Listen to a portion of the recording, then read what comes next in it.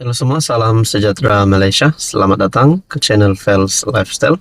Kembali lagi bersama di dalam channel ini. Saudara-saudara, tuan-tuan dan puan, kita sudah dikejutkan dengan beberapa serbuan terhadap safe house yang melibatkan ahli politik berpengaruh, yang melibatkan bekas eksekutif MBI Selangor, dan melibatkan penemuan RM5 juta dan juga RM321.000. Menjadi persoalan, adakah berkaitan dengan rasuah lombong pasir yang diumumkan dan yang telah dalam siasatan SPRM, adakah melibatkan pemimpin daripada kalangan pembangkang hari ini, ataupun memang benar ada yang berkata Azmin Ali adalah ahli politik berpengaruh itu. Nah, ini menjadi persoalannya.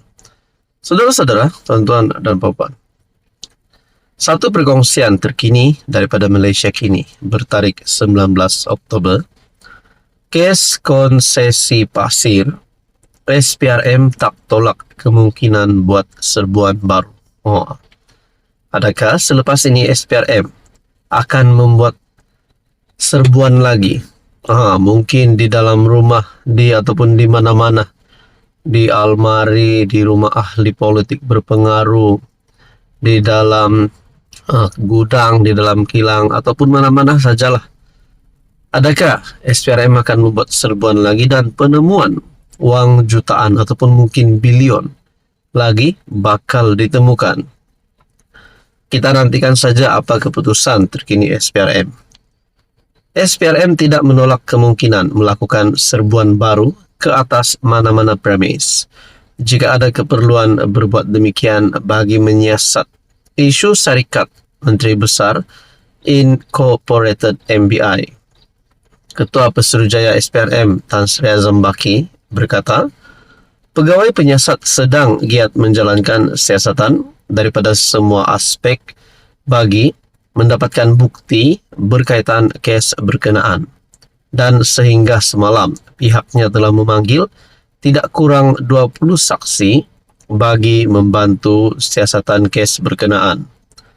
Mana-mana tempat yang mempunyai barang bukti, menjadi tugas kepada pegawai penyiasat saya untuk mencari bukti berkenaan, kata Azam Baki. Saudara-saudara, tuan-tuan dan puan, kalau benar SPRM tidak menolak kemungkinan untuk membuat serbuan baru, di manakah serbuan baru ini? Adakah di satu lagi ataupun mungkin lebih daripada satu safe house yang baru, ataupun mungkin benar-benar di kediaman ahli politik berpengaruh tersebut? Masih menjadi persoalan berapakah duit rasuah sebenarnya keseluruhan berkaitan dengan rasuah ini, dan siapakah pemimpin politik berpengaruh ini. Jadi saudara-saudara, ini pasti satu keputusan daripada SPRM yang mengejutkan ramai. Hai, hello, salam sejahtera Malaysia. Selamat datang ke channel Fels Lifestyle. Teman-teman yang amat dihormati, ini satu berita yang bagi saya amat menggemparkan kerana ini melibatkan penubuhan kerajaan perpaduan. Seperti yang kita tahu, bulan November adalah tarikh genapnya 2 tahun Anwar Ibrahim sebagai Perdana Menteri. Bulan November 2024 ini. Namun masih adakah mempertikaikan penubuhan kerajaan perpaduan setelah 2 tahun berlalu? Masih adakah yang mahu memprotes penubuhan kerajaan perpaduan? Masih adakah yang berkata Anwar Ibrahim akan tumbang kerana penubuhan ini tidak telus? Namun saudara-saudara, kita dapat lihat penubuhan kerajaan perpaduan di mana PH dan BN bersama-sama dengan beberapa lagi komponen yang lain, dan akhirnya kerajaan perpaduan ditubuhkan. Dan ini bukan kerajaan tebuk atap, bukan kerajaan pintu belakang. tapi ini benar-benar di hadapan rakyat Malaysia, penubuhan kerajaan perpaduan. Namun berkaitan dengan ini, satu tulisan daripada Syahabuddin bertarik 20 Oktober. Sampai bila Anwar mahu berdiam diri? Walaupun sudah beberapa hari berlalu, tetapi Anwar masih lagi berdiam diri berhubung dakwaan setiausaha politiknya Syamsul Iskandar Muhammad Akin berkaitan arahan tidak meneruskan undian dikira semula bagi kerusi Parlimen Bagan Datuk pada PR15, yaitu kerusi yang dimenangi Zahid Hamidi. Syamsul Iskandar membuat dakwaan itu agar Zahid diumumkan sebagai pemenang untuk membolehkan kerajaan perpaduan antara PH dan BN dapat dibentuk. Sebelum ini ketika Syamsul Iskandar membuat dakwaan itu, ada yang mengatakan Anwar pada waktu itu sedang sibuk dengan persiapan belanjawan 2025 dan tidak sesuai untuk memberi sebarang reaksi. Tetapi sekarang belanjawan 2025 sudah selesai dibentang, malah PM sudah sampai ke Sabah dan Jakarta untuk tugas rasmi beliau yang seterusnya. Bila lagi atau Anwar mahu berdiam diri selama-lamanya, soal Syahabuddin. Berkaitan dengan ini, pertama, apakah benar beliau memberi arahan kepada Syamsul Iskandar untuk tidak meneruskan undian dikira semula bagi kerusi Parlimen Bagan Datuk, sebagaimana didakwa oleh setiausaha politiknya itu, setiausaha politik Anwar Ibrahim? Dan yang kedua, benarkah sebagaimana yang disebut Syamsul Iskandar sendiri, arahan tidak meneruskan undian dikira semula itu karena PH ketika itu sudah mendapat surat persetujuan daripada Zahid Hamidi untuk Barisan Nasional membentuk kerajaan perpaduan? Jika betul, katalah betul, dan jika tak betul, beritahulah apa yang sebenarnya. Sebagaimana didakwa Syamsul Iskandar bahwa arahan tidak meneruskan undian dikira semula itu datang daripada Anwar, begitu juga pengakuan PH sudah memperoleh surat persetujuan Zahid untuk BN bekerja sama turut datang daripada pengakuan Anwar kepada setiausaha politiknya itu, maka adalah penting untuk pengurus PH berterus terang dan bersikap jujur. Cuma, jika Anwar terus berdiam dan tidak memberi sebarang reaksi, tanggapan yang tidak dielakkan ialah Syamsul Iskandar membuat semua dakwaan berkaitan insiden malam pengiraan undi di Bagan Datuk adalah dalam lingkungan pengetahuan dan restu daripadanya. Apa tujuannya? Apakah Anwar cuba mengantar suatu message tersirat kepada UMNO? Persoalannya, kalau perkara ini benar, penubuhan kerajaan perpaduan ini boleh dipertikaikan kerana kiraan undi di Bagan Datuk tidak diteruskan. Adakah status kerajaan perpaduan dan status ahli parlimen Zahid Hamidi bakal terbuka? Semuanya menjadi persoalan. Apa komen Anda? Halo semua, salam sejahtera Malaysia. Selamat datang ke channel Fels Lifestyle.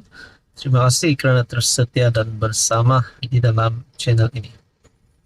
Tuan-tuan, seringkali kita dengar ada saja pemimpin yang lompat parti, keluar daripada parti dan sokong parti lawan. Ada yang letak jawatan, ada yang isytihar sokongan kepada parti lain. Berkaitan dengan ini, baru-baru ini kita sudah mendengar antara pemimpin daripada UMNO yang meninggalkan UMNO dan menyertai PAS, yaitu adik kepada Presiden UMNO sendiri, Ahmad Zahid Hamidi. Apakah kesan selepas beliau menyertai parti PAS dengan alasan meneruskan perjuangan bapa kepada Zahid dan beliau sendiri, yaitu Hakim?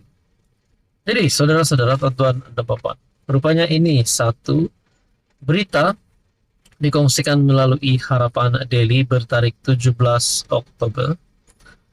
Seronoknya walaun adik Zahid masuk PAS. Ini senarai ahli keluarga pimpinan PAS yang sokong PMX.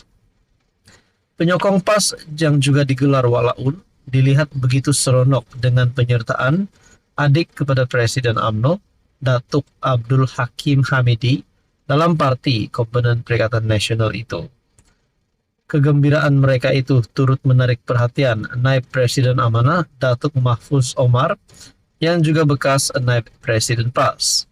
Walaupun terkinjak-kinjak komennya, ringkas di media sosial disusuli dengan emoji ketawa.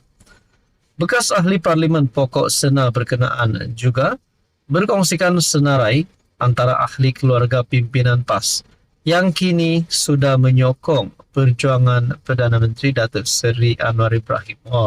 Rupanya bukan daripada UMNO saja menyokong PAS, tapi daripada PAS juga menyokong Anwar Ibrahim, menyokong kerajaan hari ini.